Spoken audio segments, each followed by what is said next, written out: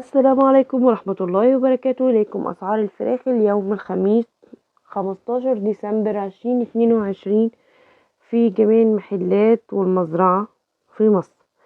لكم مني التحية والسلام. فيديو جديد وخبر جديد. لو لسه متابع جديد في القناة ما تنساش تشترك في القناة وتفعل زر الجرس عشان يوصلك كل جديد من قناتي.